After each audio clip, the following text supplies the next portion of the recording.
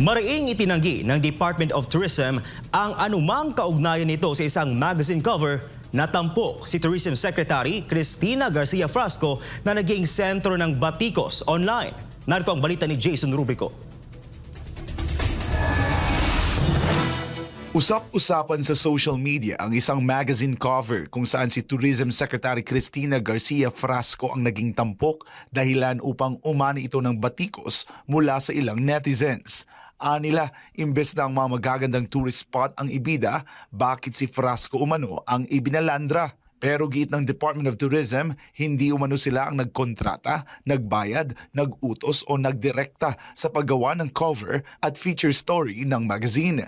Ayon sa ahensya, desisyon ng magazine ang lahat ng nilalaman, kabilang ang pagpili ng larawan at teksto at walang ibinigay na litrato, gabay o pondo ang para sa feature. Ayon pa sa DOT, walang ginamit na pondo, impluwensya o kapangyarihan ng pamahalaan para sa personal na promosyon ng kalihim. May tugon rin ang DOT sa pahayag ng isang photographer na nagsabing inatasan siya ng ahensya na kuhanan ng larawan ang halos 320 tourist spots sa buong bansa pero hindi naman ginamit. Binigyang diin ng ahensya na ang nasabing magazine ay isang private publication at hindi opisyal na proyekto ng ahensya. Hindi rin umano sila nagbigay ng anumang larawan ni Frasco sa nasabing magazine.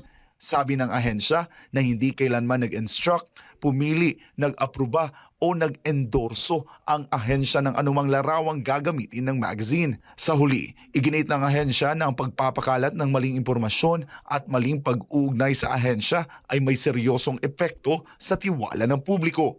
Dagdag pa nito, nananatili silang tapat sa transparency, accountability at ethical na promosyon ng turismo at mariing kinokondena ang pagpapalaganap ng mali at mapanlinlang na impormasyon. Para sa Diyos at sa Pilipinas kong mahal, ako si Jason Rubrico, SM9 News.